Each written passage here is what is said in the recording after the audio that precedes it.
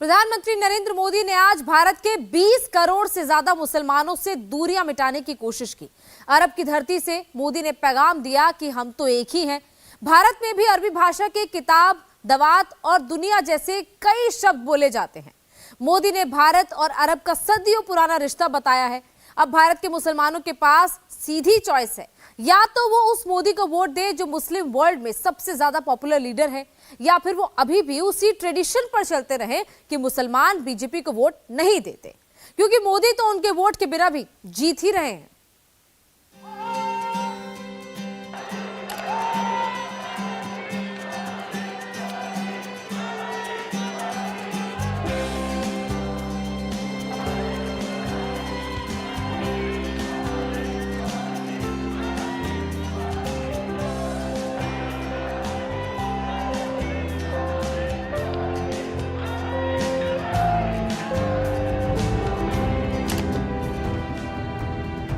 क्या अब भी भारत के मुसलमान ये नहीं मानेंगे कि 2024 में मोदी ही आ रहे हैं, क्योंकि मुस्लिम वर्ल्ड के हेड तो यही मान रहे हैं।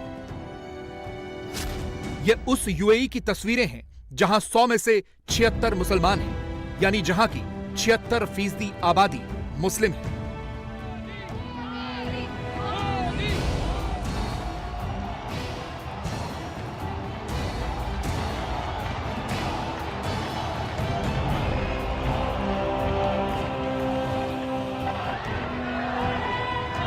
जिस यूएई में 35 लाख भारतीय रहते हो, वहां देश के प्रधानमंत्री नरेंद्र मोदी 7वीं बार पहुंचे हैं।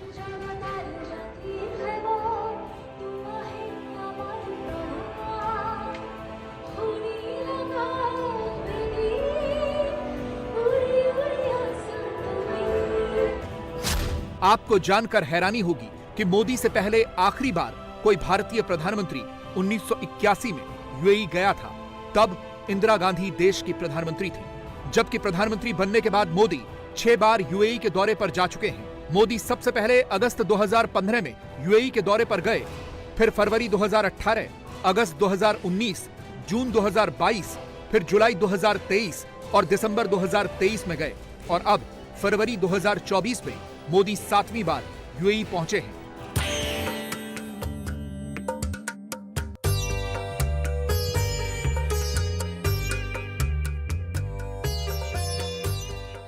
लेकिन इस बार मोदी की इस यात्रा का मकसद बहुत खास है, क्योंकि मोदी अरब धरती पर बने पहले हिंदू मंदिर का उद्घाटन करने जा रहे हैं। ये शानदार तस्वीरें उसी मंदिर की हैं जिसका नाम है बीएपीएस स्वामी नारायण संस्था का मंदिर। यह मंदिर खास इसलिए है क्योंकि इस्लाम मूर्ति पूजा के खिलाफ माना जाता है।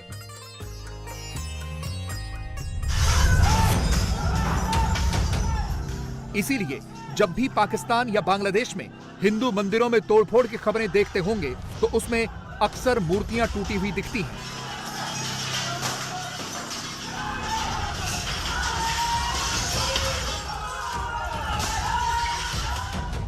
वैसे भी इसका तो बहुत पुराना इतिहास रहा है।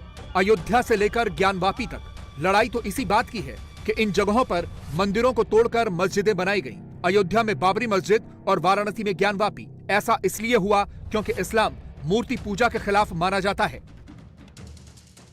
लेकिन जिस अरब की धरती से इस्लाम निकला और भारत, पाकिस्तान, बांग्लादेश समेत पूरी दुनिया में फैला, उन्होंने खुद हिंदुओं को मंदिर बनाने में सहयोग किया। इससे बड़ी बात और क्या होगी?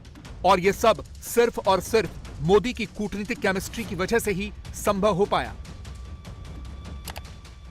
जब साल 2015 में उनके सामने आप सबकी ओर से यहां अबू धाबी में एक मंदिर का प्रस्ताव रखा, तो वो तुरंत एक पल भी गंवाए बिना उन्होंने हाँ कह दिया।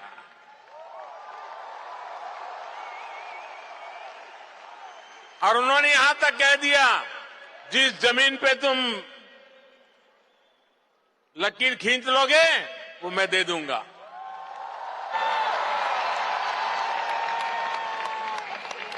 और अब अबू धाबी में ये भव्य दिव्य मंदिर के लोकार्पण का ऐतिहासिक समय आ गया है। मोदी जब भी यूएई के राष्ट्रपति शेख मोहम्मद बिन जायद से मुलाकात करते हैं तो ऐसा लगता है जैसे दोनों एक दूसरे के बहुत पुराने दोस्त हों। दोनों गले मिलते हैं, केमिस्ट्री ऐसी होती है कि दुनिया देखती रह जाती है और इसका असर दोनों देशों के व्यापार पर भी दिखता है। भारत और यूएई के बीच व्यापार भी ऐतिहासिक स्तर पर पहुंच गया है। यूएई भारत का तीसरा सबसे बड़ा व्यापारिक पार्टनर है। दोनों देशों के बीच पिछले साल 84.5 अरब अमेरिकी डॉलर्स का व्यापार हुआ था, जिसमें से बड़ी बात यह है कि गैर पेट्रोलियम प्रोडक्ट का व्यापार 48 अरब अमेरिकी डॉलर्स का है। इसीलिए तो मोदी कहते हैं कि वो जब भी दुबई आते हैं उन्हें अपने घर जैसा महसूस होता है। मुझे हमेशा लगा है कि जब मैं आपके पास आया हूं, आप लोगों के बीच आया हूं, तब हमेशा लगा है कि जैसे मैं अपने ही घर में आया हूं, अपने ही परिवार के ही सदस्यों के साथ मैं मिलने आया हूं।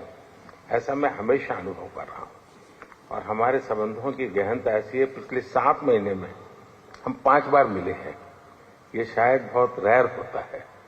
मुझे भी यहां 7 बार आने का अवसर मिला है, यानी ये हमारी निकटता है।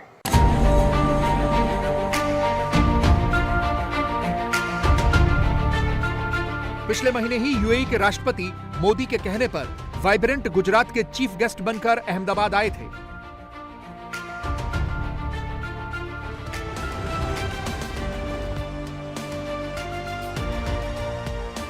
खुद प्रधानमंत्री मोदी ने एयरपोर्ट पर जाकर उनका स्वागत किया था और उसके बाद दोनों एक ही कार से रोड शो करते हुए गए थे। प्रधानमंत्री मोदी और एमबीजेड एक दूसरे को ब्रदर यानी भाई बोलते हैं।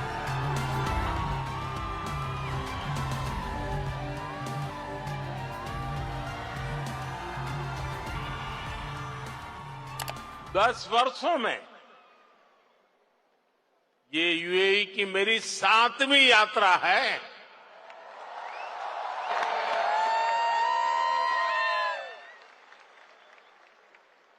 ब्रदर शेख मोहम्मद बिन जायद आज भी मुझे एयरपोर्ट पर रिसीव करने आए थे।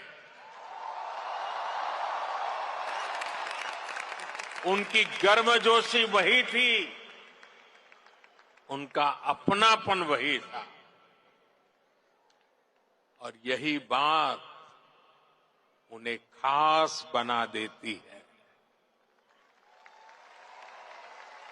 साथियों, मुझे खुशी है कि हमें भी 4 बार भारत में उनका स्वागत करने का अवसर मिला है। कुछ दिन पहले ही वो गुजरात आए थे, तब वहां लाखों लोग उनका आभार व्यक्त करने के लिए सड़क के दोनों तरफ जमा हो गए। भारत के मुसलमान मोदी को लीडर माने न माने, दुनिया के मुसलमान मोदी को न सिर्फ भारत का बल्कि दुनिया का भी एक बड़ा लीडर मानते हैं। वो भारत की इस बढ़ती हुई ताकत को समझते हैं, इसीलिए भारत के साथ वो अपने संबंध मजबूत कर रहे हैं और मोदी भी मुस्लिम वर्ल्ड को पूरा सम्मान देते हैं। इसीलिए जब सितंबर 2023 में भारत में G20 का आयोजन हुआ तो मोदी ने खास तौर पर बहुत से इस्लामिक देशों के राष्ट्राध्यक्षों को इनवाइट किया था।